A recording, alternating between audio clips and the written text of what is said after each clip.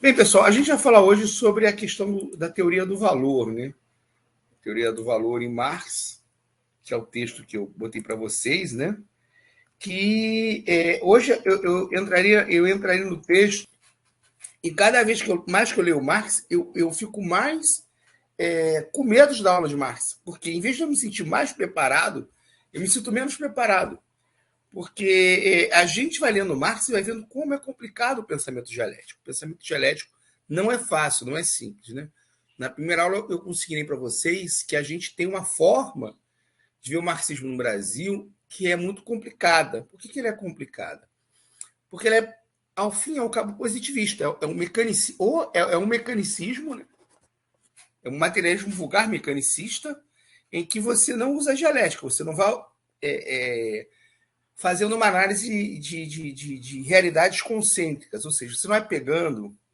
Então, assim, essa análise de camadas concêntricas em que você, para ter uma visão da realidade, você tem que analisar todas as instâncias autônomas, que não são independentes, mas são autônomas, para chegar a uma conclusão dialética. E não previamente ter uma ideia que depois você vai ratificar através de um pensamento hipostasiado. O Conter ele coloca uma problemática de como eu já falei na aula anterior de como o marxismo chegou no Brasil, né? Como é que é essa história desse marxismo que chega no Brasil? É um marxismo que chega em grupos de militantes operários, cuja grande maioria são anarquistas, e que desses núcleos anarquistas saem os núcleos comunistas no Brasil. A teoria que vem da Rússia, da União Soviética, é uma teoria, em termos de dialética, um pouco falha. Por exemplo, vocês terem uma ideia, a ideologia alemã ainda não tinha sido publicada, a crítica à filosofia do direito não tinha sido publicada, os manuscritos econômicos filosóficos não tinham sido publicados. Então, mas Capital era um livro não de acesso fácil, mas era um livro que tinha sido publicado. Sim, mas a maioria dos militantes não lia o Capital, lia o Manifesto do Partido Comunista.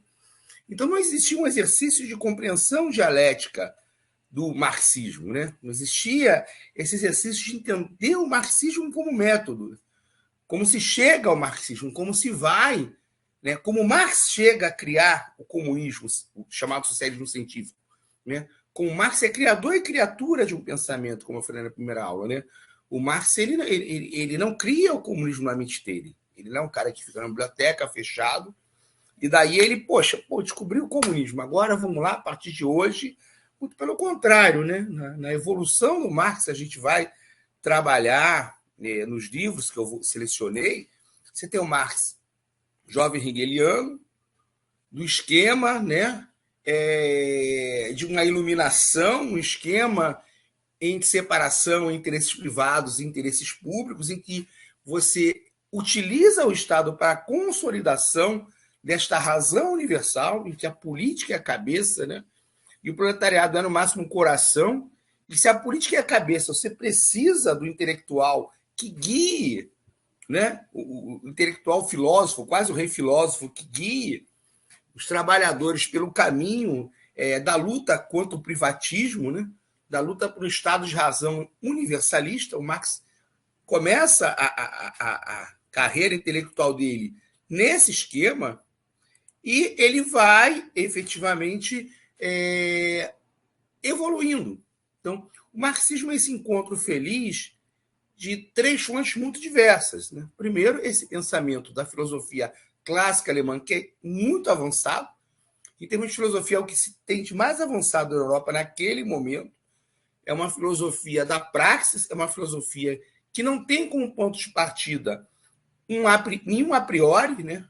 O Gramsci não, o Hegel ele consegue superar o Kant exatamente porque ele não busca nenhum a priori. A filosofia kantiana, principalmente a filosofia ética kantiana, é muito forte porque ela se baseia em muitos a priori. Mas o Hegel ele vai pegar, vai mirar Kant e vai falar: olha, esses a priori que você estabelece e colocam como ponto de partida sempre alguém, como se esse alguém estivesse parado no tempo e no espaço. Né? Então a cultura passa por essa pessoa, que é o ponto de referência a partir do qual se mede tudo.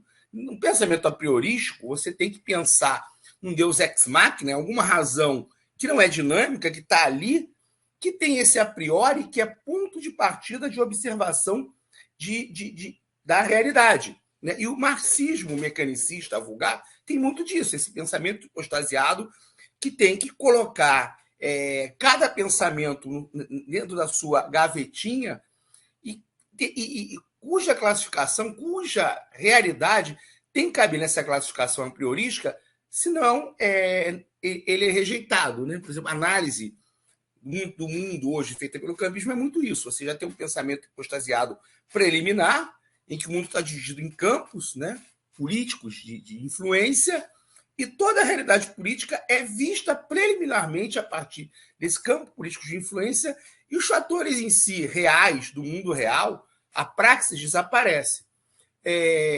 O Hegel ele é um avanço com relação ao Kant, que, na verdade, o Kant é um continuador do Descartes. Né? Essa ideia do penso logo existe, de que o pensamento ele é de onde se parte o a priori, de onde se estabelece a razão. O Hegel vai dizer, mas esse pensamento de onde se parte a razão, na verdade, não é um ponto fixo. Ele é um momento desta razão. Esse ponto de referência, esse a priori, não existe. Esse a priori, na verdade, é uma etapa desse desenvolvimento. Ele é um momento desse pensamento humano. Ele é um corte desse pensamento humano. Então, esse ser que pensa que é ponto de referência, não é ponto de referência. Ele é agente e paciente do processo. O sujeito do conhecimento também é objeto do conhecimento. Então, esse sujeito cognoscente, ele não é ponto de referência, porque o meu pensamento não é meu pensamento. O meu conceito não é meu conceito. O meu conceito é histórico, meu conceito é social, meu conceito é pré-determinado. Então, eu não sou ponto de referência. Eu sou um partícipe, um agente, né, dessa relação entre acaso e necessidade. Então, o Hegel ele é muito superior ao Kant como teoria do conhecimento, como dialética de esclarecer a realidade. E o Marx ele vai perceber isso, porque ele é um materialista, então ele tende a rejeitar essa ideia do Kant de que toda objetivação é uma alienação, né? Que ao exteriorizar algo, você aliena o espírito nessa exteriorização. Por isso que, para o Hegel, o trabalho é alienado, a ideia de um trabalho alienado do Marx, na verdade, ela já tem origem em Hegel, porque o trabalho é objetivação, é exteriorização. Então, a exteriorização do ser no mundo é uma forma de alienação do espírito. O Marx ele vai dizer que não, porque o Marx vai dizer que o método do Hegel ele é revolucionário. Mas esse espírito, né, que na verdade é o somatório desse movimento, é só uma figura, uma imagem da razão de Deus, do eterno, né? Que esse método de pensamento pode funcionar sem essa razão. Que esta razão, na verdade, é apenas a conjunção das várias razões humanas. E que você pode abrir mão desta razão exteriorizada, desse desdobrar-se em si da razão no mundo, sem que precise abrir mão do método dialético. É por isso que o Marx fala que ele vai inverter, ele vai colocar o mundo de volta sobre os pés, né? Não o mundo de cabeça para baixo, né? E a baleia assentada, o mundo assentado sobre a baleia, e não a baleia assentada sobre o mundo. Então, é muito importante entender esse processo de crescimento espiritual do Marx. Então, ele vai pegar essa dialética hegeliana, que não tem um ponto fixo, essa dialética que é histórica, essa dialética em que o sujeito do conhecimento também é objeto desse conhecimento, essa dialética em que a relação é sempre contraditória, né? Essa síntese é uma síntese permanente. A síntese já é mais, novamente, uma tese que vai ser superada, né? Não é só a contradição, não é só a anteposição dos contrários, é a interpenetração dos contrários, é um processo permanente. Ele vai pegar tudo isso e vai retirar esse espírito fantasmagórico, né? Vai retirar esse espírito fantasmagórico e vai desmontar essa estrutura. Essa é a próxima aula. A religião ópio do povo, que, na verdade, é uma frase muito mal entendida, né? Marx era ateu, ele era ateizante, ele era antideísta, ele era anticlerical, mas anticlerical muito menos radical que o Nietzsche, por exemplo, né? Falam tanto do Marx nunca mandou queimar a igreja, não, tá, gente? Mas a ruptura dele com os jovens hegelianos se dá porque ele vai assentar a crítica dele não mais sobre a religião.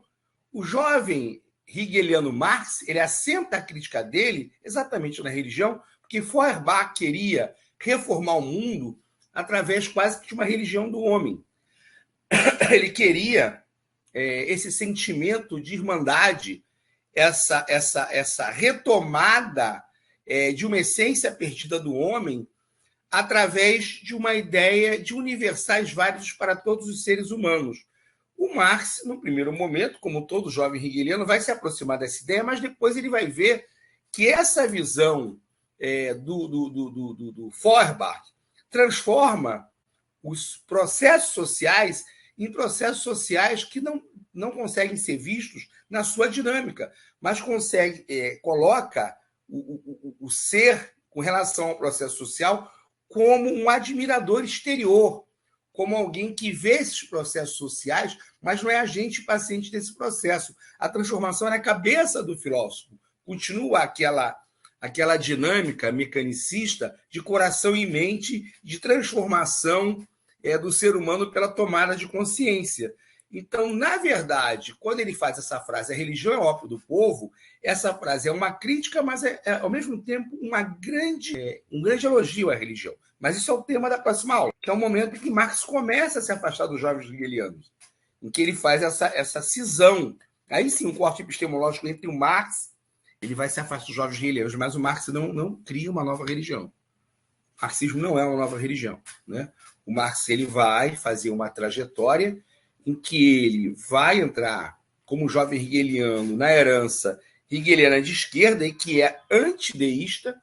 Ele vai ser discípulo do Feuerbach, ele vai olhar para o Feuerbach, ele vai rejeitar Hegel e trilhar um caminho do materialismo vulgar do Feuerbach, mas ele vai chegar à conclusão que os objetos de Feuerbach são objetos exteriores, empíricos, e que a prática é uma prática cega, é uma prática mecanicista, em que se perde a dialética, em que você não consegue entender o pensamento, você não consegue entender o pensamento como movimento. O pensamento se resume a uma contemplação.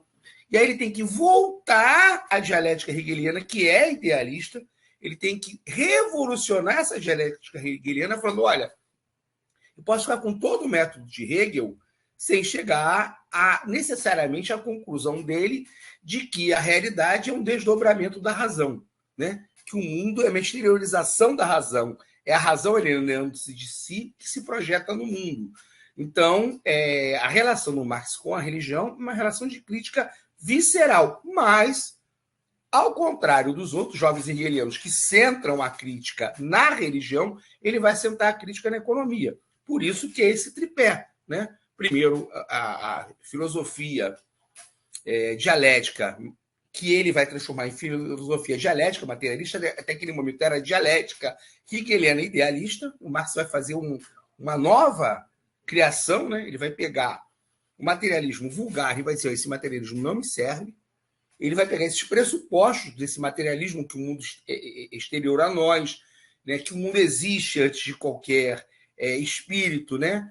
Entre o ser e a existência precede o ser, né?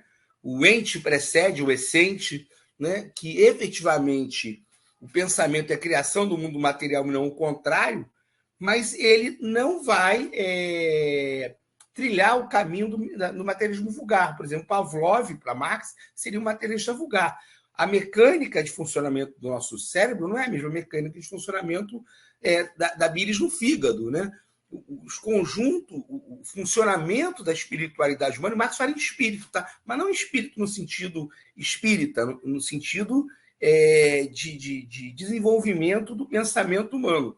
O funcionamento do espírito humano tem regras próprias, né? Na filosofia, no direito, na matemática, nas artes, que têm que ser estudadas dentro desses entes autônomos, dentro desses círculos autônomos de funcionamento da superestrutura. Então, ele vai dizer, olha, o materialismo vulgar, ele vê os objetos de maneira contemplativa. Então, ele não vai tentar entender os processos de funcionamento desses objetos, sejam objetos físicos ou sejam objetos de pensamento. Eu preciso de um outro método de pensamento, um outro método filosófico que dê conta da realidade. Marx tem com relação ao Hegel, né? Porque o Hegel considera que sim, o homem se objetiva no trabalho também, mas todo o trabalho é uma forma de alienação. E o Marx vai dizer que não, que o homem se objetiva e se realiza no trabalho.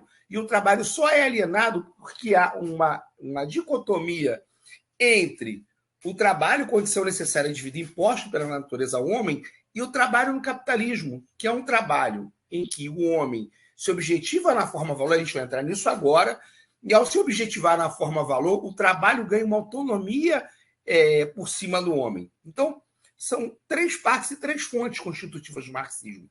Uma é a filosofia clássica alemã, que a gente vai voltar a falar pesadamente nas próximas aulas do curso.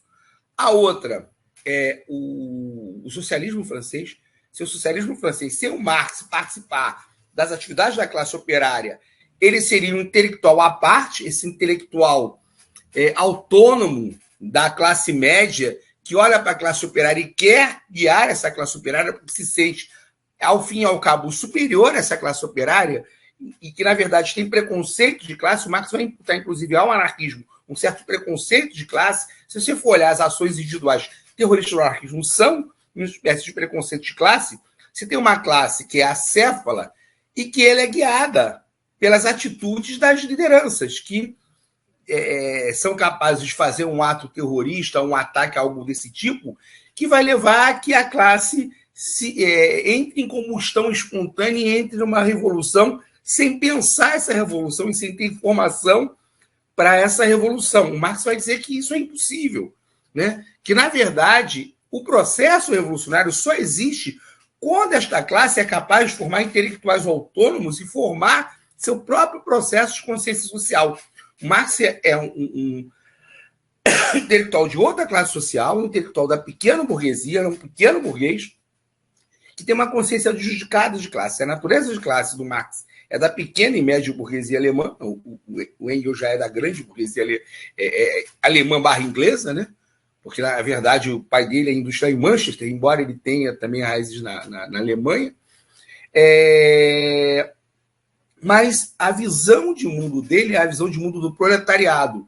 Então, ele só consegue fazer essa síntese em status nascente, ele só consegue sintetizar o pensamento, as aspirações desse proletariado, quando ele desce até esse proletariado e participa dos movimentos reais desse proletariado. O Marx, ele, primeiro, e eu falei isso já algumas vezes, as pessoas se espantam quando eu falo, o Marx começa como hegeliano anticomunista. Opa! Você não está maluco? Está dizendo que o Marx era uma espécie de Olavo de Carvalho. Eu não falei isso? Calma, gente. O conhecimento que o Marx tinha de comunismo, ou era de um comunismo grosseiro, né? Era de um comunismo igualitarista grosseiro, cujo único objetivo era repartição radical de bens. Isso tem uma história do Thomas Mann, dos anabatistas, né? De todas aquelas sociedades radicais pré-jacobinas, né? Ou do comunismo filosófico alemão, que é esse comunismo da humanidade sofredora, da cabeça e do coração, né? Da maioria padecedora, que tem que ser guiada, que tem que resolver tudo na política. Então, ele no primeiro momento, ele é contrário a esse comunismo, depois ele reconhece a ignorância dele com relação ao que é o comunismo, e ele começa a ter uma inquietação, ele começa a tomar contato com os movimentos babovistas, né? Com o comunismo de Desami, com o comunismo de Babov, e ele começa a ver que ele não entende aquele movimento, né? Ele vai dizer, olha, esse processo comunista é mais complicado do que eu dou conta nesse momento, né? Embora ele condene no primeiro momento o comunismo grosseiro, ele continua condenando depois, né? O Marx nunca foi a favor de um igualitarismo extremo, o comunismo nunca foi divisão de bens, Nossa, eu tenho 2 canecas, então você tem que ter uma caneca. Tem essas coisas imbecis de bolsonarista, né? Ai, se você tiver 2 celulares, quando vier o comunista, você vai ter que me dar um. Mas você nunca falou essas bobagens, né? Fora aquelas coisas que transformam a mulher em objeto, né? Se você tiver 2 mulheres, terá que me dar uma. Se tiver uma mulher, vai ter que dividir ela comigo. Primeiro, a mulher é um ser humano, então você não é dono dela, né? Então, se ela quiser sair com outro homem, é problema dela, não é um problema seu, né? Você que determina ou não determina que ela saia com alguém, né? E, efetivamente, ela não é um bem para ser repartido ou não ser repartido. Então, Marx vai atacar bastante isso. Marx vai dizer, não confundir várias coisas, né? Primeiro, não confundir propriedade privada dos meios de produção, que isso sim ele quer socializar, bens como uma caneca, um celular, até um carro, que são bens de uso, né? E não são bens para serem repartidos ou socializados. E outra coisa é mulheres. Ele, no manifesto do Partido Comunista ele fala, né, que é uma acusação ridícula e risível, que eles diziam que quando chegasse o comunismo seria estabelecida a comunidade das mulheres. Aí o Marx vai dizer, olha, primeiro que mulher não é meio de produção, nem bem de uso, nem meio de produção, né? Como vocês utilizam as mulheres para produzir crianças para as suas fábricas, vocês acham então que as mulheres também são meios de produção, mas não são, né? E a comunidade de mulheres, ele diz, quase sempre existiu, pelo menos para os ricos, né? Do patriarcado, para quem tem dinheiro. Então ele vai desmitificar isso. Então existe uma confusão com relação ao que seria o comunismo. Marx nunca foi a favor de dividir bens, né? Nunca foi isso. Ai, se você tem 5 álbuns, você vai ter que me dar um. Se você tem 2 cuecas, você vai me dar um. Isso é uma bobageira. E tem um texto muito bonito do Engels que ele continua batendo nesse comunismo igualitarista, né? Ele pega, não sei se é agora eu não lembro, se é o Lassalle ou o Lafargue, está falando uma bobajada, né? Falando em aumento de salário e falando de divisão de bens. E ele fala, olha, se fosse só para isso, se fosse só para aumentar o salário do proletariado, nem precisava do socialismo. Nem precisava. O socialismo é mais do que isso. O socialismo quer emancipar o homem, né? E emancipar o homem é uma sociedade cujo valor do homem não esteja conectado a ele ter coisas. A gente só consegue pensar num comunismo que divida coisas porque a gente só consegue pensar no mundo coisificado, no mundo que as pessoas são proprietárias. Então, se as pessoas só se qualificam como proprietárias, né, a gente só pode valorizar ou revalorizar as pessoas dividindo coisas. Então, essa confusão tem que ser desfeita, né? Mas então, o que é o valor? Né? A gente não está falando de valor humano, a gente está falando de sociedade de valor. Por que é tão importante? A gente falou de 2 questões aqui, muito rapidamente, né?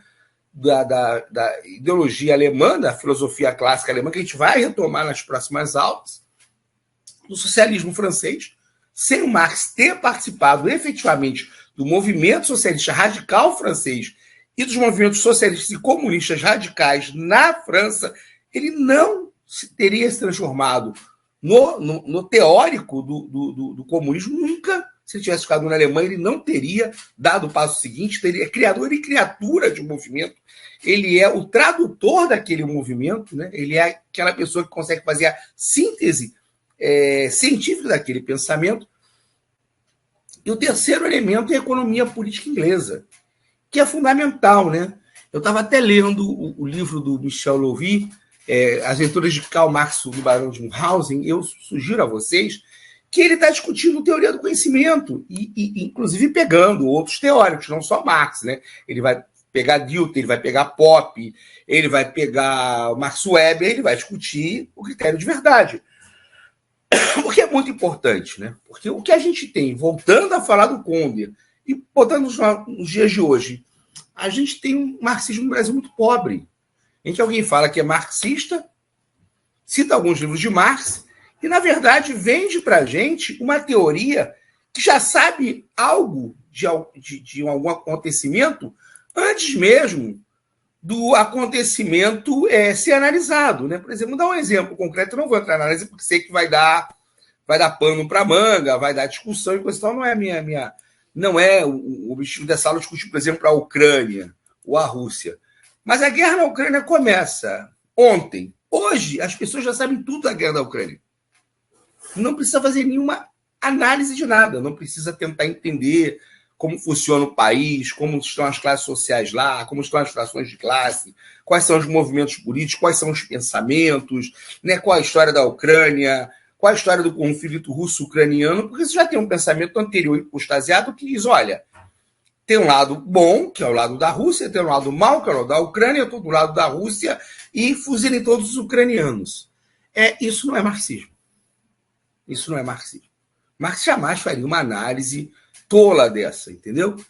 Marx jamais faria, vamos torcer pela vitória da Rússia. Ele faria uma análise pormenorizada do conflito com as variáveis possíveis e, inclusive, as possibilidades de avanço, de retrocesso dos movimentos sociais no mundo através dos possíveis resultados dos conflitos. Ele fez isso, inclusive, em textos muito polêmicos. Ele tem um texto que é ruim, que é Resultados Futuros da Dominação Britânica nas Índias, que é um texto no qual ele é atacado como racista, porque entre os ingleses e os indianos, ele torce pelos ingleses naquela guerra.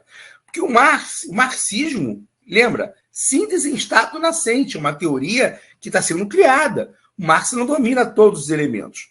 Então, o marxismo, no primeiro momento, ele tem uma ideia hegeliana equivocada de um movimento gradual e continuado da verdade. Então ele considera, podem pegar esse texto e ler, o texto é ruim, um texto do Marx ruim. Marx tem dois textos muito ruins, um como é que é? Resultados Futuros da Dominação Britânica nas Índias, e o outro é sobre a guerra entre o México e os Estados Unidos, em que ele defende os Estados Unidos contra o México. O Marx não tinha... O marxismo, como foi pensado no primeiro momento, não poderia ser usado no terceiro mundo. Porque a gente teria que chegar primeiro ao capitalismo desenvolvido para depois aplicar o marxismo. Ou seja, a gente não ia aplicar o marxismo nunca. Né? Ele ainda não tinha pensado na lei de desenvolvimento desigual e coordenado, que é um momento depois do marxismo, que já é com Lenin, já é com Trotsky, é com aquele... Agora eu esqueci o economista da Revolução Russa. Né? Na verdade, é ele que pensa. Primeiro ele fala, olha, o capitalismo nem se adapta a condições pré-capitalistas na sua dominação imperialismo. Então, o imperialismo ele pode se estabelecer no país sem mudar socialmente aquele país. Ele chega naquele país, se adapta àquelas condições pré-capitalistas, desenvolve só aquilo que é necessário para a produção e ele vai conseguir conviver com condições sociais pré-capitalistas. Por exemplo, os estamentos na Índia. Os estamentos indianos nunca foram abolidos, mesmo a Índia tendo aí, sei lá, mais de 500 anos de capitalismo. Né? Nunca foram abolidos, porque o capitalismo, fazer a abolição daqueles estamentos não interessa e não afeta em nada, muito pelo contrário. Tem aqueles estamentos, aquela sociedade toda dividida, toda regulamentada por um costume religioso prévio ao capitalismo, é interessante para a dominação capitalista. Mas ainda não tinha essa visão. Né? Até porque é uma teoria que está nascendo, né? A teoria do desenvolvimento desigual e coordenado do socialismo, do capitalismo, perdão, é uma teoria posterior. Através dessa teoria que se pode pensar a Revolução Russa. Revolução não é o mais fraco da cadeia. É impensável para Marx. Marx só podia pensar a revolução nos países chaves da cadeia como um movimento internacional combinado.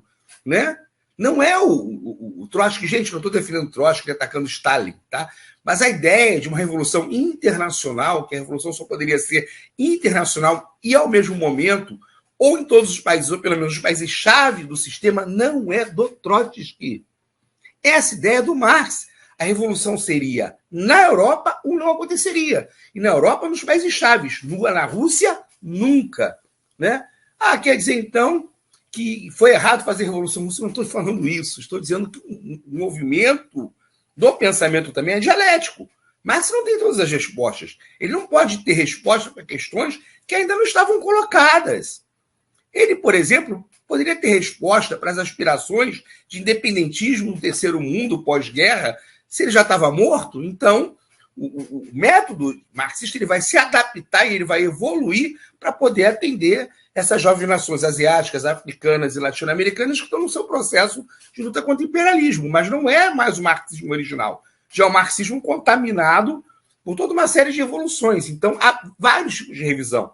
Há revisões do marxismo que não são desejáveis, que são evoluções, entre aspas, revisões, que levam ao burguesamento da teoria e a não se pensar mais no processo de superação do capitalismo. Agora, as evoluções do marxismo que adaptam o método à realidade do mundo são do próprio método marxista, senão ele morre.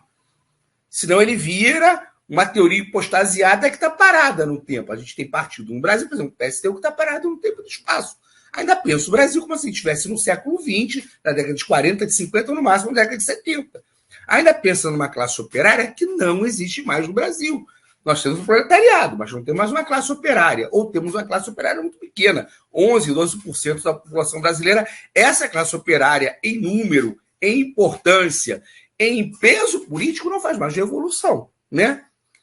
Mas vamos falar da teoria do valor. Por que a teoria do valor é tão importante? Porque sem a teoria do valor, esse tripé marxista, ele fica manco. Não adianta ter só a teoria do pensamento dialético, não adianta ter só o movimento, porque se só tem a teoria do pensamento dialético, o marxismo vira aquele marxismo que algumas pessoas querem recriar, o marxismo humanista, o marxismo nos valores humanos, o marxismo que pensa os seres humanos. Marx nunca quis isso, né? O marxismo é uma teoria revolucionária, uma teoria da revolução. Do outro lado, se for só a prática, o marxismo vira um manual de tomada de poder, né? Então, a dialética com o marxismo, manter a ideia de emancipação, de superação da exploração do homem pelo homem é fundamental. Mas onde é que se faz essa revolução, né? Onde é que se faz a mudança? O Marx, ele vai ser admoestado, né? Daqui a pouco eu falo, Índio. O Marx, ele vai ser admoestado pelo próprio Engels ainda antes dele se tornar comunista, porque o Engels vai falar, você precisa entender os processos econômicos.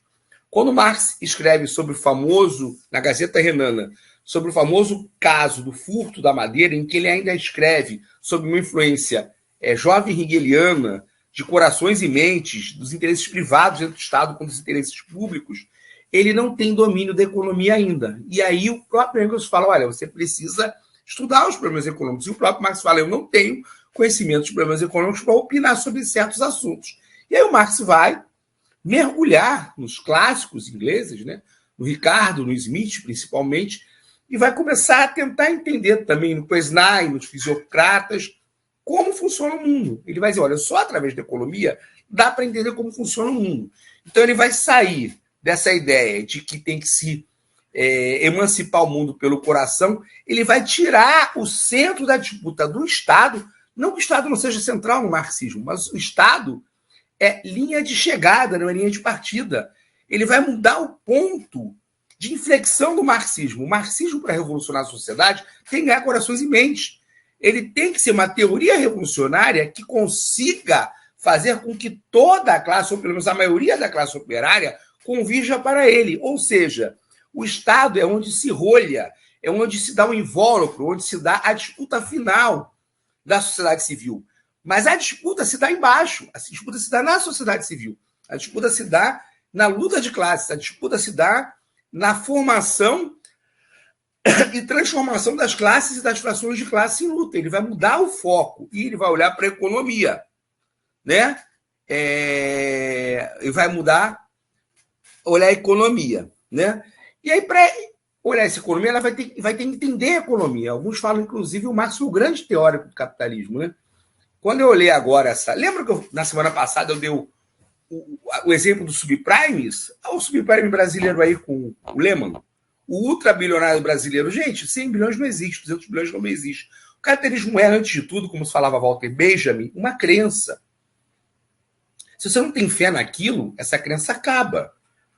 Então, todo esse ativo que, entre aspas, está nominal na mão de um capitalista, o capitalista, na verdade, é a personificação desses ativos e desse investimento, né? Se alguém não acreditar que funciona, acaba.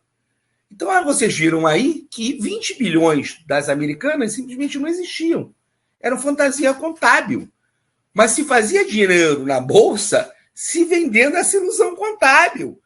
E os acionistas foram logrados, porque esse dinheiro vai desaparecer, vai para algum lugar ou vai ser queimado, torrado como capital que simplesmente nunca existiu. Então a gente volta àquela história de que dinheiro não faz dinheiro, D não faz delinha. Dinheiro só consegue fazer de linha com mercadoria, com produção no meio. Então, hoje de manhã, depois eu respondo suas perguntas, tá, Ingrid? Porque vou tocar aqui nessa história do DMD, senão eu não consigo dar aula do valor. O Marx, ele vai revelar o grande segredo da economia política. Ele vai dizer, a economia política, os grandes, né, da economia política, os gigantes, como David Ricardo, com Adam Smith, eles eram pessoas honestas, eles eram ideólogos de uma classe dominante que estava em ascensão e precisava de uma certa precisão teórica para entender os processos de produção. Os ideólogos posteriores ele vai chamar de tergiversadores. Quando a burguesia atinge o poder e precisa manter aquele poder, ela precisa falsear sobre a sua dominação. E se ela for até o fundo sobre a dominação dela, ela vai dizer, olha, a nossa dominação se baseia basicamente na expropriação coletiva da grande massa da humanidade. Tá? Então, a gente tem que entender o que é o capitalismo. O capital não é uma coisa, é um processo sociometabólico. O capital é um processo de evolução da humanidade em que se chega a primeira vez numa condição em que isso é muito importante e que todo trabalho humano é livre. Como assim?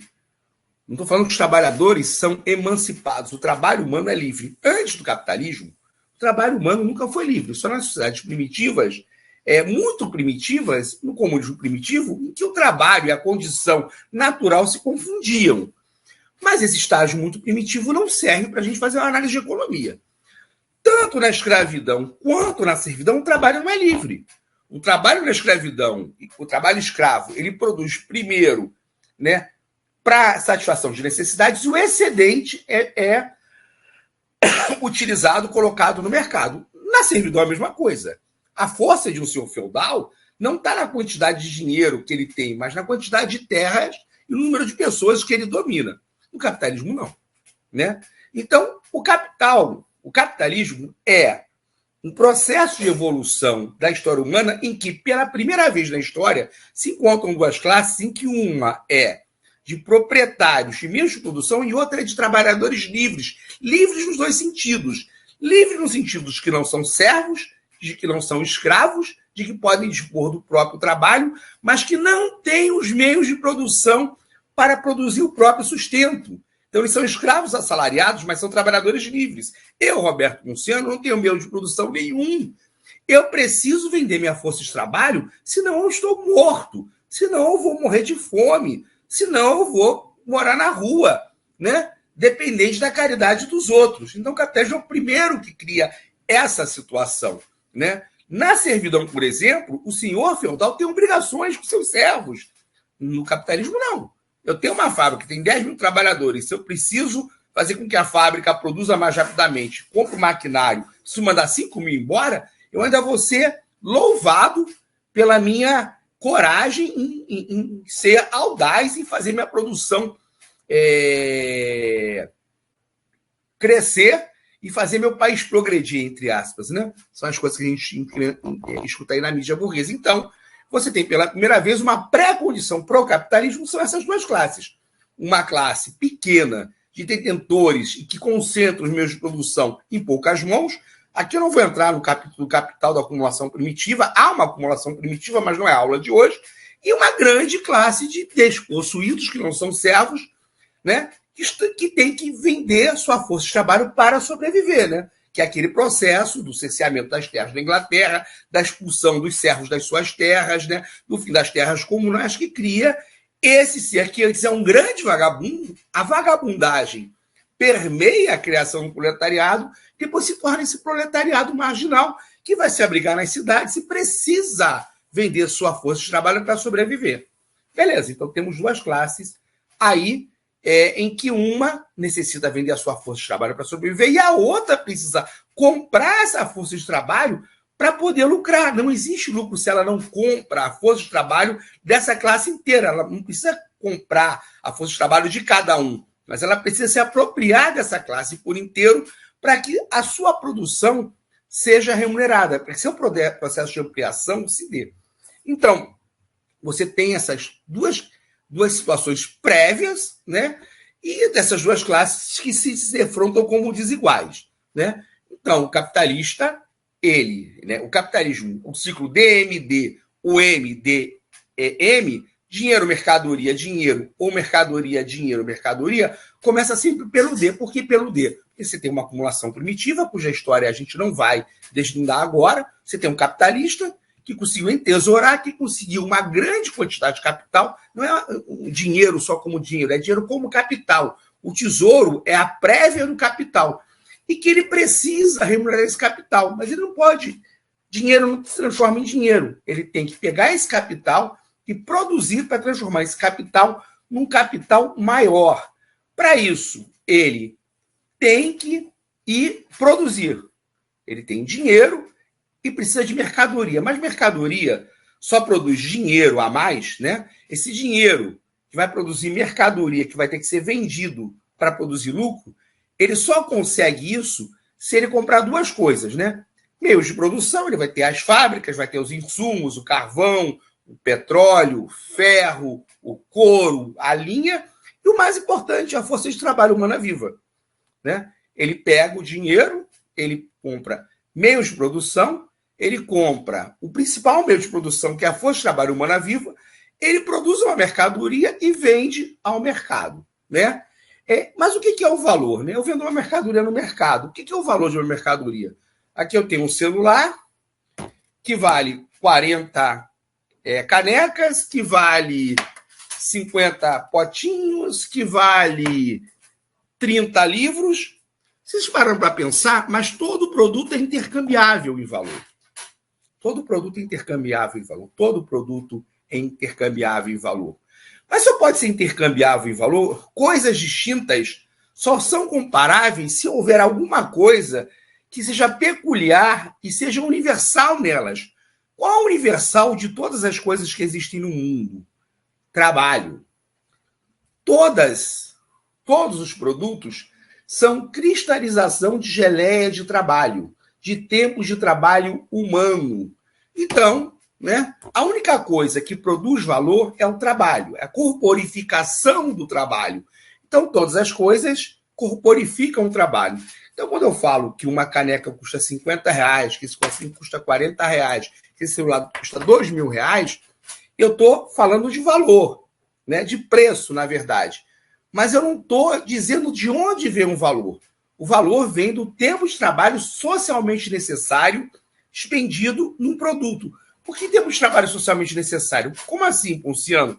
Porque o preço é um valor arbitrário de um produto colocado no mercado que ele pode me gerar lucro ou não.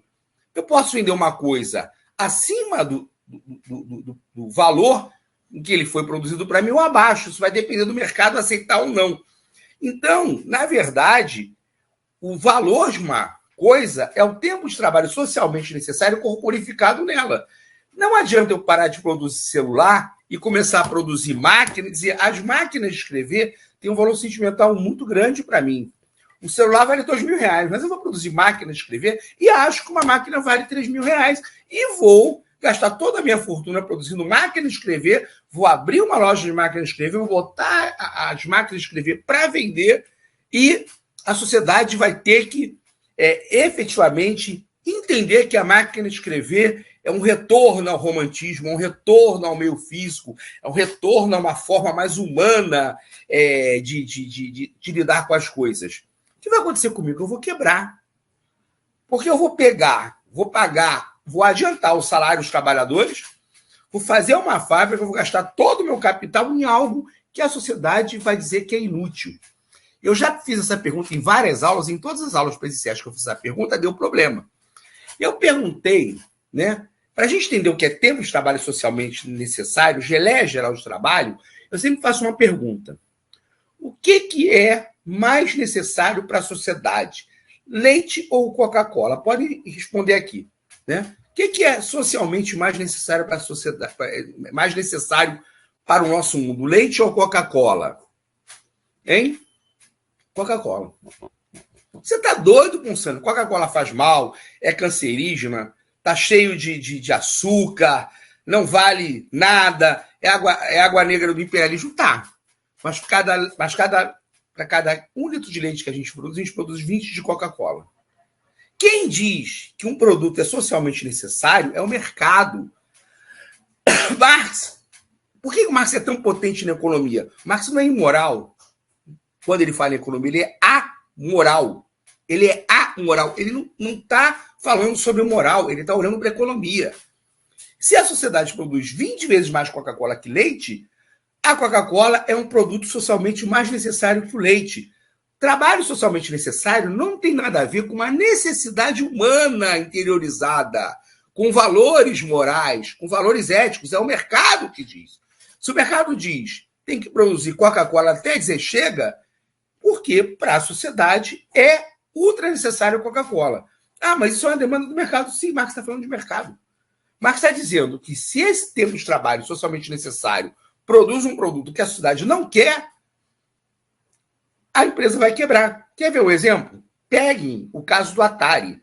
A Atari foi uma das fábricas mais bem-sucedidas da história recente da humanidade. Foi uma das pioneiras nos videogames. Né? Os videogames se atrasaram à evolução por causa da falência da Atari. Por que a Atari quebrou? Porque ela apostou tudo num único jogo.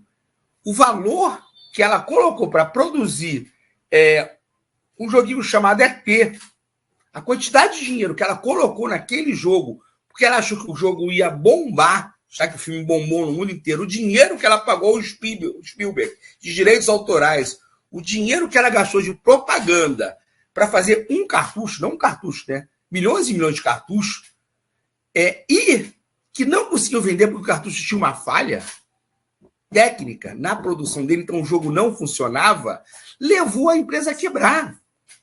Porque ela colocou um produto que não foi aceito, que a sociedade não quis, e que ela não teve como se manter, não teve capital de giro para se manter, uma gigante do tamanho da Atari quebrou.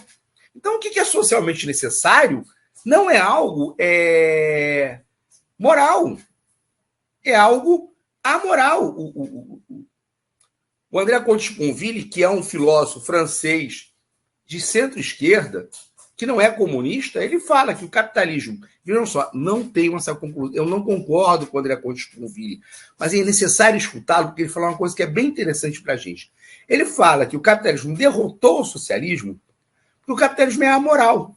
Como ele é amoral, por exemplo, numa disputa, se eu sou um fabricante socialista, se eu estou na União Soviética, você falou da União Soviética, Ingrid, e eu tenho uma fábrica com 50 mil trabalhadores, eu preciso jogar 25 mil fora para acelerar a produção e competir com uma fábrica nos Estados Unidos, eu não faço isso. Nos Estados Unidos eu faço. Dane-se. Porque eu só quero lucro. O que vai acontecer com aqueles trabalhadores não é problema meu. É só olhar o que aconteceu com o Detroit. É só olhar o que aconteceu com as grandes montadoras que desapareceram nos Estados Unidos. Foram para a Ásia. Foda-se. Os donos das montadoras não estão nem aí se a classe operária americana desapareceu. Não é problema deles. Foram para o México. Né? Foram para o sul, lá da fronteira, porque lá tem menos controle ambiental, porque lá tem menos direito trabalhista, porque o salário é menor. Então, o capitalismo é amoral. Então, nessa competição com o socialismo, o capitalismo nunca teve nenhum problema ético. Essa ideia do capitalismo ético é um preconceito que a gente tem na nossa cabeça, que não existe. O próprio André Comte-Sponville fala, não existe ética empresarial. Eu sou pago, e muito bem pago, para falar de ética empresarial, e digo para os empresários que não existe ética empresarial. Né? Então, esse preço que é pago numa mercadoria é um preço ditado pelo mercado. O preço é o valor final de uma mercadoria. Essa circulação das mercadorias, no momento em que o capitalismo pode gerar, pela primeira vez na história, a ideia de que se produz o tempo inteiro para troca, nenhum outro sistema produziu o tempo inteiro para troca, nem a sociedade inca, nem as sociedades escravocratas, nem Roma, nem a Grécia, né? No primeiro momento em que você tem esse mercado, em que os seres humanos produzem o tempo inteiro para a troca, o que determina o preço de uma mercadoria é se ela vai ser comercializada no mercado ou não. Então, o valor cristalizado é uma geleia de trabalho socialmente necessário e o preço é a quantificação deste trabalho que existe no produto. Chegamos até aqui, sou um capitalista, tenho dinheiro, né? Vou lá, produzo mercadoria, depois coloco no mercado para oferir lucro. Vamos chegar até onde está o lucro. Sabemos onde está o preço. O preço é o valor de mercado que corporifica uma geleia geral de trabalho socialmente necessária que é paga. E o preço pode ser acima ou abaixo do valor de produção. É que a gente tem uma ideia de que o lucro se dá numa venda a maior. Eu tenho um produto, coloco ele no mercado, ele é vendido a um preço maior e eu tenho um lucro. Não é verdade. Porque se é isso, né, se todos os capitalistas vendem um produto acima do seu valor, a classe capitalista se engana uns aos outros. Porque, ao fim e ao cabo, as vendas que eu fiz a maior serão revestidas contra mim quando eu pagar os mesmos outros produtos num preço maior.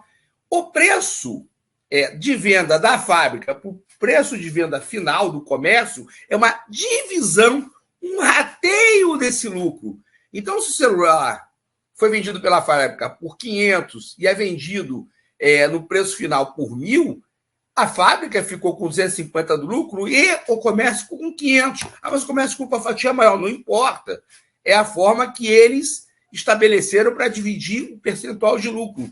Mas o lucro não se dá na venda. O preço é o valor final daquele produto. Né? O sobrepreço, o sobrevalor tem que ser em algo que eu compro, que pode ser vendido, que eu compro num valor, eu compro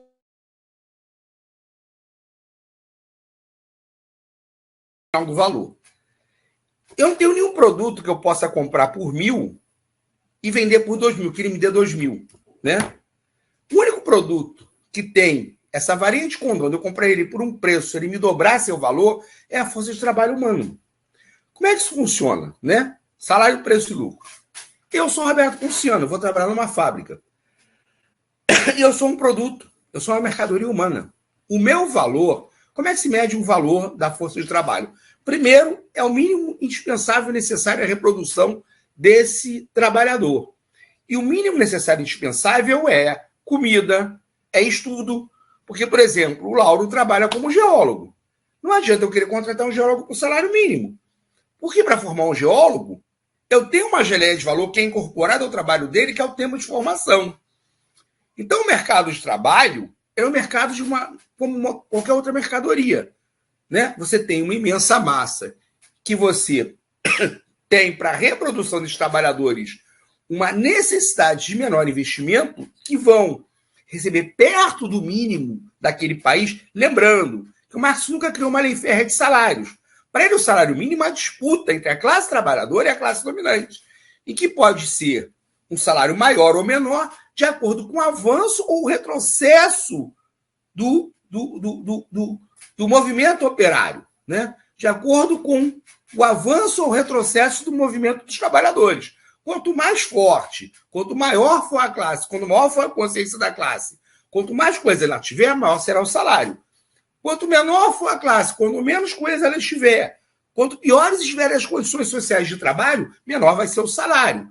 Então, o salário tende a ser o mínimo necessário, indispensável para a manutenção daquela classe, levando em consideração as questões, inclusive, culturais. Marx, tanto ele não falava em lei férrea do salário, que ele vai observar que na França o trabalhador recebia um salário maior que na Inglaterra, porque na Inglaterra o trabalhador tomava cerveja e na França tomava vinho, vinho é mais caro que a cerveja, e é fundamental para a classe trabalhadora beber, porque sem a bebida, essa classe trabalhadora pode se tornar mais hostil do que ela é.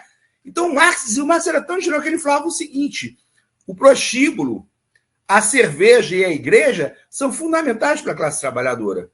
Porque se essa classe trabalhadora não tiver espaços de evasão, ela vai botar para quebrar. Né? E assim, gente, ele falava de prostíbulo porque era uma realidade, é uma realidade até hoje. Então, os trabalhadores se divertiam na zona do meretrício. Né? Então, o capitalismo também vai criar esse espaço, inclusive, de subemprego, de subexploração, que são os espaços do lumpen, onde a mulher vai se prostituir para poder sobreviver. Mas isso é intrínseco ao capitalismo. Então, até isso vai entrar na contabilidade lá da classe trabalhadora. Né? Então, efetivamente, o que é o mínimo indispensável? É o mínimo indispensável socialmente condicionado. E cada trabalhador também o salário dele vai depender do tempo de formação e se esse trabalho é socialmente necessário. Por exemplo, eu sou filósofo, eu estou fazendo doutorado, vou terminar o doutorado, ninguém vai me pagar 50 mil. Porque para o capitalismo não é interessante ter um filósofo ganhando 50 mil. Pode ter aquela salsicha que fala, qual é o nome dele mesmo? Esqueci o nome daquele filósofo. A salsicha que fala, pode ser interessante, porque ele fala aquele monte de bobagem pro capitalismo, de repente é interessante pagar 50 mil todo mês, 100 mil todo mês para ele louvar o capitalismo. Agora, o dito céu, o super especialista da economia burguesa, o super especialista que vai defender as empresas monopolistas, esse cara vai ganhar muito. Porque esse cara é um técnico de ponta necessário ao funcionamento do sistema. Então, os salários também vão ser muito relativos à sua função dentro do sistema, né? E a quantidade de tempo necessário para te formar, né? Então, você também é um produto. Mas esse salário tende a ser o mínimo indispensável para a sua formação individual e para a formação da classe trabalhadora, inclusive para a reprodução dessa classe. Então, o salário, na verdade, não é uma relação ligada à produção, não é um quantum da produção. Inclusive, na maioria dos casos, o capitalista adianta o salário antes da produção estar vendida, antes da circulação, antes da consecução da mais-valia. Se vai conseguir a mais-valia ou não, é um problema dele, não é um problema seu. Trabalhadores não são sócios de empresa. Não existe divisão social do lucro. Essa divisão de lucro líquido é um engano. Na verdade, essa divisão de lucro líquido é você florear aumento salarial, em vez de você dar um aumento salarial mensal, você dá o PLN, participação de lucro líquido no final do ano, em vez da classe ter consciência e lutar por aumento de salário, ela luta com uma migalha no final do ano e tem a ilusão de que ela é sócia partícipe daquela empresa. Isso faz muito parte do trotismo, né? Ah, não, por favor, vamos ver no final do ano, né? A Gol, por exemplo, tinha uma época que ela se consolidou e ela fazia essas palhaçadas para os trabalhadores. Aí, durante 2, 3 anos, não, vamos pagar lucro líquido. Aí os trabalhadores não faziam greve e ficavam esperando no final do ano aquela migalha, né? O que aconteceu nos últimos anos? O balanço contábil foi negativo, se é verdade ou não, eu não sei. E os trabalhadores ficaram sem aumento e sem a participação no lucro líquido. Eu não quero saber de participação no lucro líquido porque eu não sou empresário. Eu não tenho que participar do lucro da empresa, porque eu não sou sócio nem minoritário daquilo ali. Eu sou um trabalhador, pertenço a uma outra classe. Isso faz parte, inclusive, da luta de classes. A gente perdeu esse espaço de disputa, porque tem sindicato que trabalha nesse sentido, em falar que tem que ir para cima para ter participação no lucro líquido. Na verdade, tinha que falar o contrário, não. A gente tem que partir para cima para ter um salário maior, porque, tendo lucro ou prejuízo, a empresa tem que ter fundo de reserva para manter a classe trabalhadora. Mas é uma outra história. De qualquer maneira, a gente avançou. A gente tem, né, uma classe capitalista, de um lado, uma classe de trabalhadores do outro, a gente tem um produto no qual vai se gerar o valor e a gente tem o produto que é comprado que gera o sobrevalor, que é o trabalhador. E como isso se dá? Vocês me contratam, você é operário, sei lá, um operário bem pago, entre aspas, vou ganhar R$2.000 para produzir, sei lá, celular. Estou lá, fico naquelas maquininhas lá, que hoje a participação é muito pequena, da força humana, né, no processo de produção, mas eu fico lá no controle e trabalho 40 horas semanais, 44 semanais, 8 diárias, às vezes com uma horinha extra, para ganhar meus R$2.000. Com hora extra eu tiro 3 para bancar meu salário. Só que tem o seguinte, eu trabalho 8 horas por dia. Com 2 horas de trabalho por dia, eu já produzi o suficiente para pagar meu salário. As outras 6 horas eu trabalho de graça para o capitalista. São essas 6 horas não pagas, são essas 6 horas agregadas do meu trabalho ao valor que o capitalista coloca no mercado sem me pagar, que gera o lucro do patrão. Essa é a mais-valia. A mais-valia é trabalho não pago. Todo lucro vem de trabalho não pago. Dinheiro não pode gerar dinheiro linha. Você tem que ter dinheiro, que é capital, eu comprar o produto, né? Botar lá os meios, os insumos, né? Os meios de produção, botar o trabalho, e nesse trabalho, né, tá o capital variável. Eu não pago esse trabalho todo, trabalho humano colocado no trabalho, que vai gerar o mais valor. Eu vendo essa mercadoria e assimilo esse mais valor, e desse mais valor vem um lucro. O D' só é gerado se eu conseguir botar no mercado, esse trabalho que foi não pago, esse trabalho não pago ser vendido e eu auferir esse mais valor. Se eu vou consumir esse mais valor improdutivamente, se eu for comprar carro, se eu for comprar ilha, se eu for fazer um monte de loucura, ou se eu for reinvestir na produção, é uma outra questão, né? Mas esse mais valor é gerado pelo trabalho humano não pago. Dinheiro não gera dinheiro. Eu falei de vocês lá do Subprime. Olha agora o Lehman aí. Se você pensar em um trabalhador, isso pode parecer muito pouco. Se você pensar em toda a classe trabalhadora, o produto social de toda a classe trabalhadora aquinhoado por uma minoria, isso é muito dinheiro. Isso é muito dinheiro. E é lógico que tem flutuação no mercado. É lógico que a todo momento eu não consigo colocar no mercado os produtos que eu vendo. É lógico que tem crise. É lógico que tem vezes que o meu gasto é maior do que o preço que eu vou auferir na venda.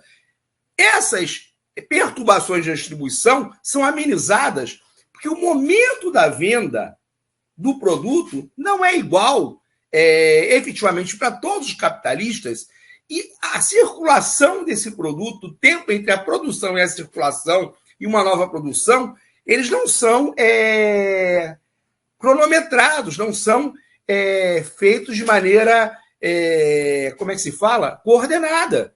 Você precisa do crédito para manter essa produção circulando. Por isso que, de vez em quando, tem uma grande crise. Porque, em algum momento, quando se faz a contabilidade geral, alguém chega como o céu lá da Americana e fala, desculpa a expressão, fudeu. Velho, a prejuízo já está em 20 bi. A gente está dizendo que está vendendo, mas não está vendendo. A gente está vendendo ação. Mas o nosso produto social, o nosso lucro, está negativo em 20 bi. Ou seja, aqueles 20 bi desapareceram, aqueles 20 bi não tem como ser recuperados, porque aquele produto não foi colocado no mercado e não foi consumido de forma a produzir a mais-valia. Entenderam até agora? Né? Salário é uma coisa, salário é o preço da mão de obra. Né? O lucro se dá não em cima do salário, mas se dá em cima do trabalho não pago. O salário é o preço da mão de obra, né?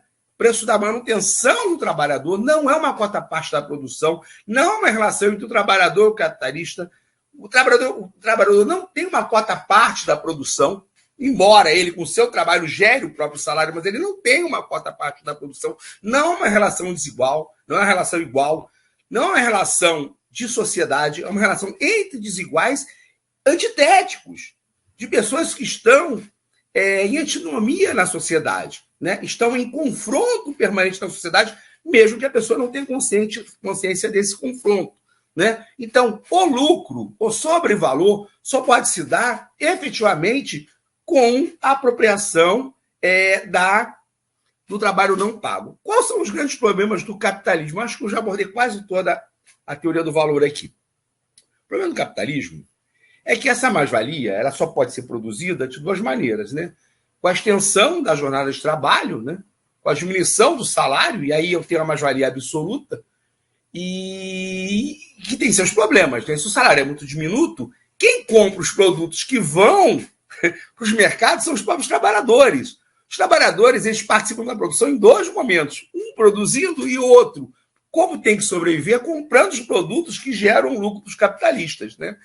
Então, efetivamente, você lá no capitalismo, no nascedouro do capitalismo, né? Na produção fordista, na produção com mão de obra extensiva, né? Você tinha fábricas que tinham 50 mil trabalhadores, 100 mil trabalhadores, você tinha classe operária com milhões e milhões de trabalhadores. A greve lá do ABC Paulista, na década de 70, que cria o Lula, tinha 1,5 milhão de trabalhadores em greve.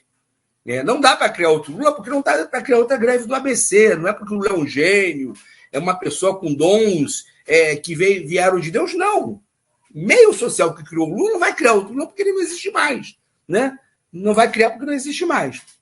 Então, o capitalismo tem um grande problema. Por isso que o Marx é genial, por isso que o Marx é atual. Ele olhou e falou, olha, o capitalismo tem um grande problema. Qual é o grande problema? A mais-valia é gerada com a participação do trabalho humano na produção. Só que o capitalismo é amoral. Dois capitalistas competindo, eles vão competir, inclusive, baixando o preço. E, efetivamente, uma das formas de baixar o preço é a intensificação da tecnologia na produção. E essa intensificação é permanente. O Marx no século XIX, ele previu a robotização, ele previu a autonomização do capital. Ele disse, olha, vai prosseguir uma diminuição tal do trabalho humano na produção, em que, por mais que você acelere a mais-valia relativa, o que é mais-valia relativa? Eu não aumento a jornada de trabalho, mas eu intensifico o trabalho, eu faço com que se gere mais produtos em menos tempo, usando, por exemplo, mais tecnologia. O problema é que quando eu coloco mais tecnologia, como é que se fala mesmo, gente? A composição orgânica do capital, ela muda. Se antes, por exemplo, o capital variável, a participação do trabalho humano era de 30% na composição orgânica do capital, ela pode cair a 20%, a 15%, a 10%. E qual é essa grande questão? O lucro só pode se dar em cima do trabalho humano vivo. Quanto menos participação de trabalho humano eu tiver, menos lucro eu vou oferir. Não adianta, mas eu vou ter uma fábrica que vai ser toda automatizada, não vai ter um trabalhador, vai ser tudo feito por máquina. Maravilha. Isso é uma distopia e é uma coisa complicada, até porque o capitalismo não à toa, os países mais ricos estão querendo regular o trabalho, estão querendo regular a automação, estão querendo brecar a automação, não brecar no sentido de não desenvolver mais tecnologia, mas de brecar a diminuição da participação do trabalho humano. Por quê? Se eu produzo só com máquinas, em que momento eu vou produzir mais valor? Eu vou colocar em que mercado essa mercadoria?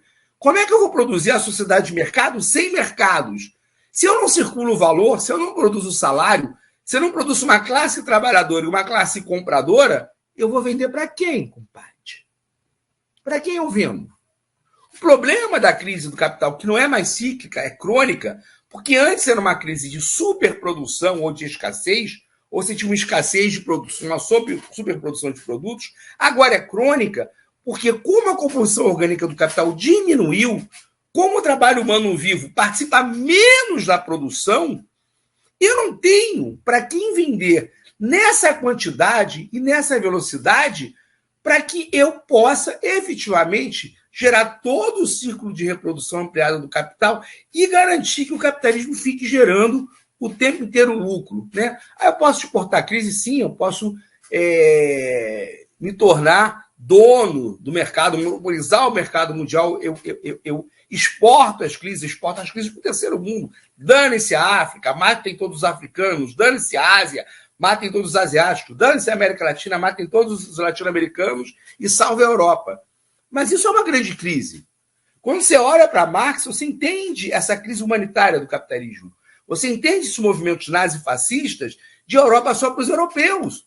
Porque, efetivamente, você pega aquela parte em que se produz maiores e melhores salários, a parte de domínio, de controle da produção, coloca nos países ricos, coloca as operações mais pobres dos países pobres e abarrota o mercado desses países pobres com produtos. Você vai oferir lucro nos países ricos, mas você vai gerar uma miséria continuada e extrema em todos os países pobres. Você vai concentrar cada vez mais a riqueza, você vai ter um aumento cada vez maior do número de pessoas desempregadas e você não consegue recuperar isso. Olha para os Estados Unidos. Não tem desemprego estrutural só no Brasil. Tem desemprego estrutural nos... Congelou de novo? Congelou de novo, gente? Até parei aqui. Congelou de novo? Então você você tem hoje no capitalismo esse problema estrutural que é sem solução. Marx previu isso. Marx disse que o capitalismo ia concentrar a produção no capital fixo, no capital constante, ia diminuir a composição orgânica do capital no capital variável, ia produzir com menos gente, a classe trabalhadora ia ser menor, e aí você ia produzir a distopia do mercado sem mercado. Marx falava isso no século XIX. Marx falava isso no século XIX. Marx não é um tópico. Marx não falou, olha, está vindo aí, Jesus vai voltar, Lenin vai voltar no seu cavalo branco e vai ser o tempo do comunismo feliz. A gente vai amarrar cachorro com linguiça e o cachorro não vai comer a linguiça porque ele vai estar de bucho cheio. Marx nunca falou isso. Marx basicamente não falou sobre o futuro comunista da humanidade, falou muito pouco. O Marx previu os limites estruturais do sistema. O Marx previu as bolhas. O Marx previu as explosões das bolhas. Ele falou: o limite estrutural do sistema só vai ser ampliado gerando uma crise cada vez maior. Você pode botar um monte de fábricas no Brasil, novas, com muita tecnologia, produzindo muito pouco emprego, sabendo que elas vão gerar, em determinado momento, renda, mas que lá na frente vai ter, em algum momento, um desajuste e vai provocar blackout no sistema, porque você está criando cada vez mais imensos bolsões de miséria e uma classe proprietária cada vez mais ricas e bolsões de classe média alta que conseguem sobreviver. Então, Marx previu tudo isso. Né? Então, a teoria do valor do Marx ela é muito importante porque ela não é utópica, porque ela não é messiânica, porque ela não prevê o futuro socialista, ela serve para analisar o capitalismo. Eu só consigo entender a crise do Lehman olhando para Marx. Eu só consigo entender a crise do subprime olhando para Marx, sabendo que dinheiro não gera dinheiro. Né? Aqueles meninos lá, os Chicago Boys, não é? Aqueles meninos que falavam que Marx estava morto, que dinheiro gera dinheiro, que a especulação por si só resolve a história do mundo, eles desapareceram depois da crise do subprime. Eles foram mortos, teoricamente, depois das crises do subprime, e o mundo se voltou para Marx. O momento de melhor condição de vida no capitalismo foi o momento em que você tinha uma grande participação da classe trabalhadora na renda nacional, em que você tinha uma produção ainda fordista, não era toyotista, então você tinha grandes fábricas e um sistema de compensação, né, e de redistribuição de renda, principalmente na Europa Ocidental, que era baseado em Keynes, mas que ele pode ter dito que não leu Marx, mas leu. Porque ele dizia que sem uma teoria geral do salário, sem uma classe trabalhadora forte, com salários pesados, a produção em algum momento ia falhar. Ia falhar. Você não ia ter a reprodução do sistema, porque em algum momento a confiança no mercado ia cair, ninguém ia investir, não tinha para quem vender. Então, por mais que eles não falem, olha, foi o Marx que me inspirou, ele estava olhando para Marx.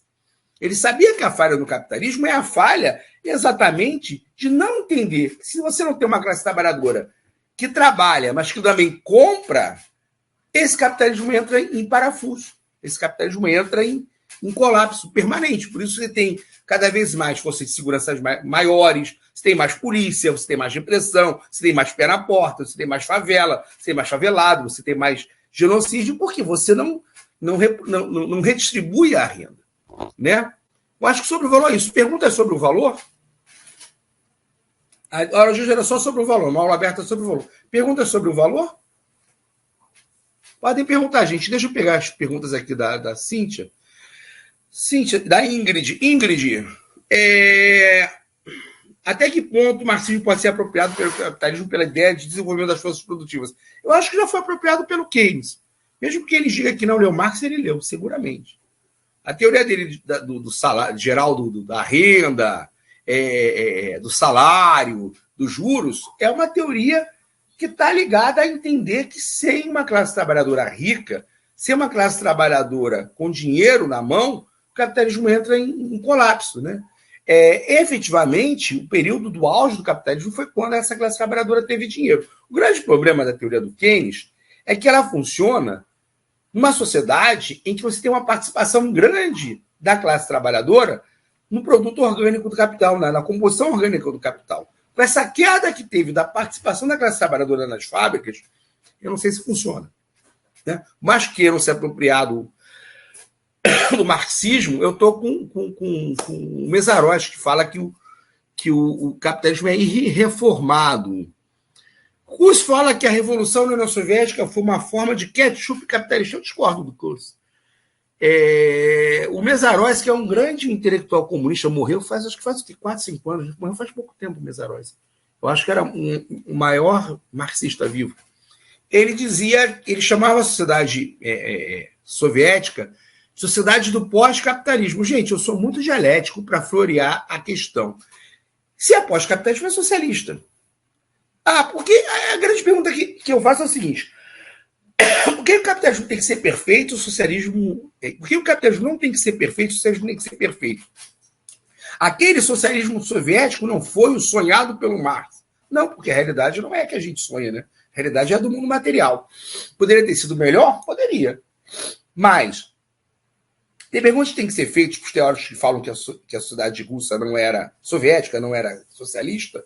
Em relação à questão dos meios de produção, se a sociedade russa não era socialista, em que momento era feita a apropriação privada do capital, dos meios de produção? Você teve que acabar com a União Soviética para isso acontecer.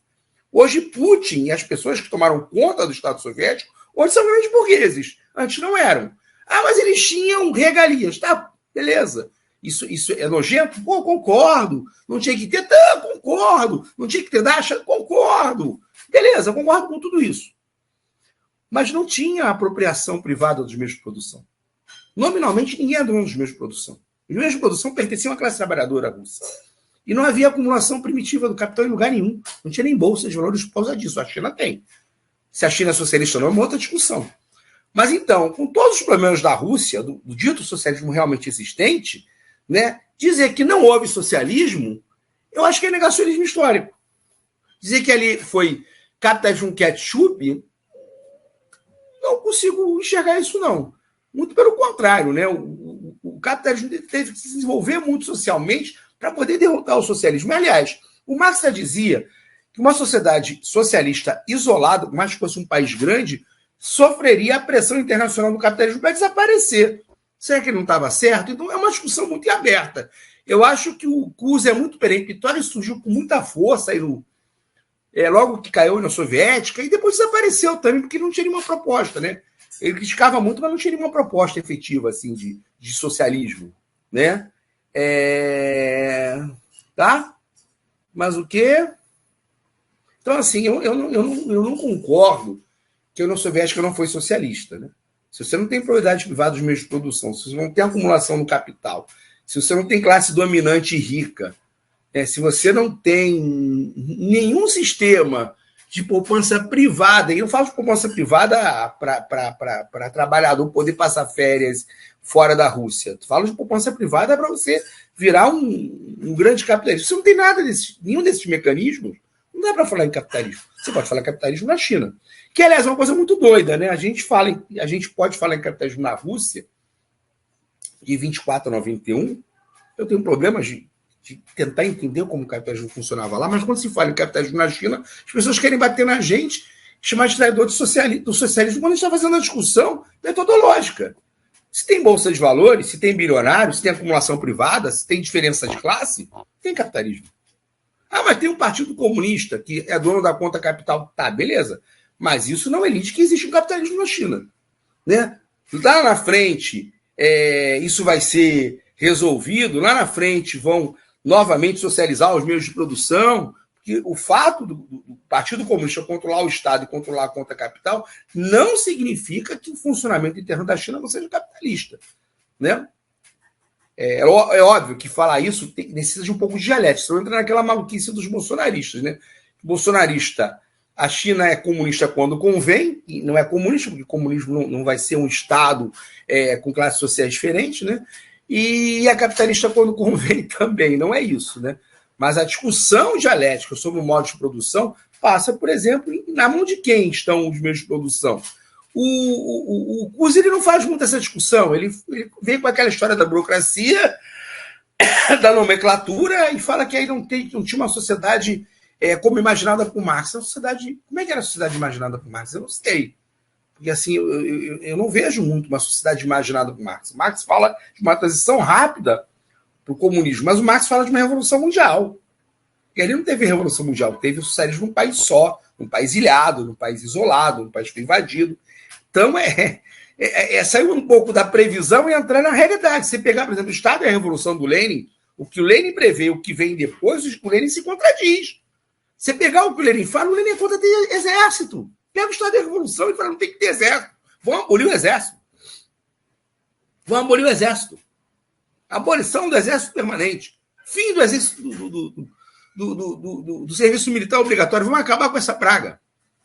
Aí ele pega o trote e fala, vai lá, organiza o exército vermelho para lutar contra os brancos. 4 anos de guerra civil. Como é que a União Soviética ia resistir sem exército? Às vezes a teoria não dá conta da realidade, né? Então você não pode ter uma teoria hipostasiada que dá respostas prévias que não se adaptam à realidade, né?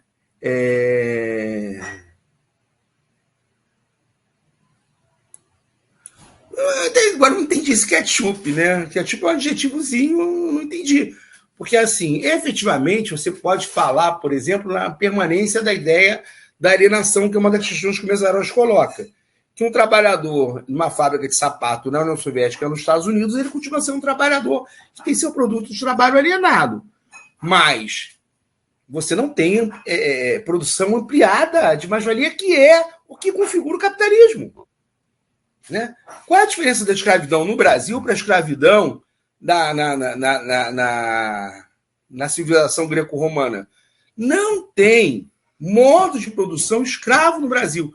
Você tem escravidão inserida no processo capitalista de produção. Você tem mão de obra escrava inserida no processo capitalista de produção. Porque ela é uma forma de exploração da mão de obra voltada para um processo capitalista. Então, o que determina o modo de produção que está aqui no Brasil é o capitalismo internacional. Na União Soviética, embora se relacione com o mundo capitalista, a forma como o trabalho é condicionado e a forma como a reprodução do valor é feita lá, não tem a mais-valia ampliada. Tanto que a União Soviética termina e acaba sem cobrar dividendo do terceiro mundo, sem ter mecanismo de transferência de renda internacional. A União Soviética nunca cobrou a dívida de Cuba, a dívida de Angola, a dívida de Moçambique. Então, né? Reprodução ampliada. O que é reprodução ampliada? Né? Por exemplo, eu sou um capitalista, eu vou lá, tenho minha renda, né? meu capital. Compro meios de produção e compro trabalho. Faço meu produto. Coloco para vender. Vamos dizer que eu consegui vender pelo valor total do produto.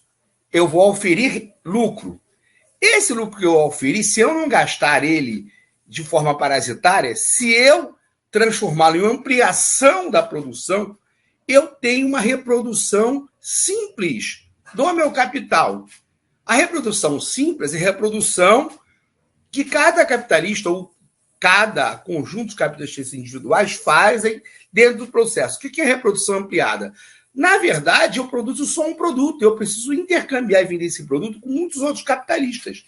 E o momento da venda não é o mesmo. O tempo de circulação não é o mesmo. O tempo de reprodução não é o mesmo. Né? O tempo de reprodução... Não conhecia esse termo, Ingrid, mas vamos lá. O tempo de reprodução não é o mesmo. Reprodução ampliada é o conjunto da reprodução da classe capitalista. Né? A exploração coletiva dos meios de produção por toda a classe capitalista e de toda a classe trabalhadora. É a reprodução ampliada do capital. Mas aí é que está. De qualquer maneira, o critério é um critério capitalista. Né? O que é um país desenvolvido e o que é um país subdesenvolvido? Desenvolvimento, subdesenvolvimento, sobre que espectro, sobre que prisma? Sobre o prisma simplesmente tecnológico. Então, a China hoje é desenvolvido, e tecnologia ela tem de primeiro mundo. Qual é o critério que você vai usar para a China? Qual é o critério que você vai usar para a Coreia? Só o critério tecnológico? A União Soviética, na década de 80, era um país desenvolvido ou não? O bloco socialista, que em termos sociais era muito mais avançado do que todo o restante do terceiro mundo, era desenvolvido ou não era? É um critério puramente tecnológico, por exemplo, esse não é um critério que o marxista usaria. Né? Até porque não dá para todo mundo virar, sair de periferia e se tornar país central. Né? Porque, na verdade, a gente está falando de um processo como se fosse possível todos os países do mundo capitalista se transformarem em países capitalistas ricos. Porque isso seria o pior dos cenários, porque a Terra acabaria. Se todos os países do planeta decidirem que vão produzir da maneira perdulária que produz os Estados Unidos, o mundo acaba sufocado. Né? Efetivamente, o efeito estufa não vai se dar em 50 anos, vai se dar em 5. Se a China atingir um pesadelo para a gente, se a China atingir os patamares per capita de produção dos Estados Unidos, né, o impacto ambiental disso é incomensurável. Então, o que é desenvolvimento? O que é subdesenvolvimento? Desenvolvimento e subdesenvolvimento sobre que prisma? Sobre que pensamento? O curso está partindo de um preconceito de que a economia soviética deveria, no fundo, produzir bens de consumo como como economia europeia ocidental, né? E foi isso que, inclusive, levou a uma certa crise lá, porque prometeram aos países do leste europeu que eles se transformariam na Europa Ocidental. Não se transformaram na Europa Ocidental, se transformaram agora em países fornecedores de mão de obra barata, de prostituição, países que compram os produtos da Europa Ocidental, países que sobrevivem com turismo, porque nessa divisão internacional do trabalho, o capitalismo tem a divisão social do trabalho, tem a divisão internacional do trabalho. Ela não vai ser refeita. Então você está partindo de um pressuposto de que a União Soviética tem que virar a Alemanha. Mas ela realmente tem que virar a Alemanha? É esse o socialismo que a gente pensa? O socialismo que a gente pensa vai todo mundo produzir carro na quantidade de carros que é produzida nos Estados Unidos. O planeta acaba, né? O planeta acaba. O critério de desenvolvimento é o critério ocidental capitalista? É esse o critério de desenvolvimento? Todos os países terão a mesma via de desenvolvimento e terão como modelo o sistema dos países centrais, porque só são centrais porque exploram os países periféricos. Aí ele passa por cima, né? O pessoal passa por cima do processo de divisão internacional do trabalho. Mas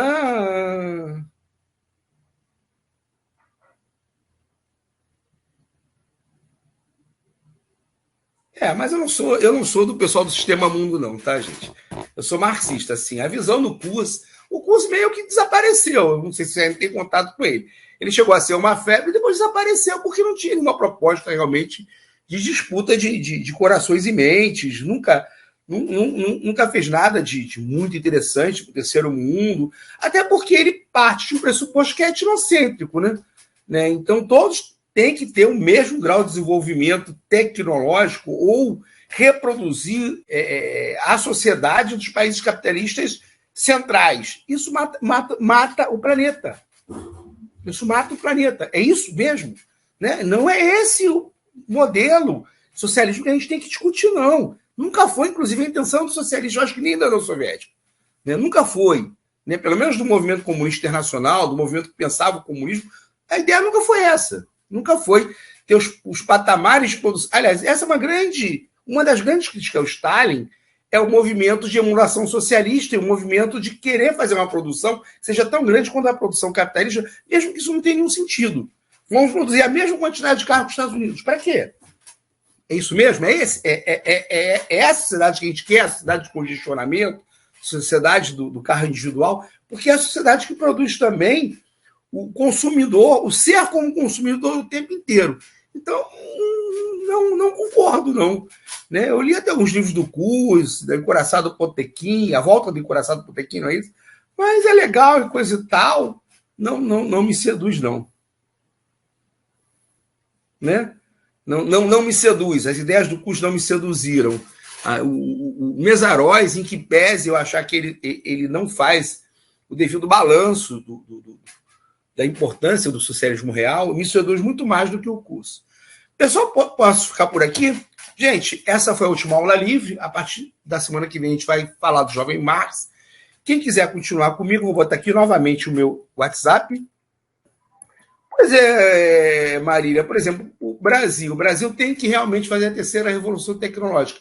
Mas alguém tem dúvida, alguém tem ilusão de que, por exemplo, os países centrais vão ajudar o Brasil a diminuir, né, o déficit tecnológico que o Brasil tem com relação às grandes potências capitalistas? Se é isso que mantém as potências sendo potências, é o déficit estrutural, é o déficit tecnológico, é o déficit financeiro.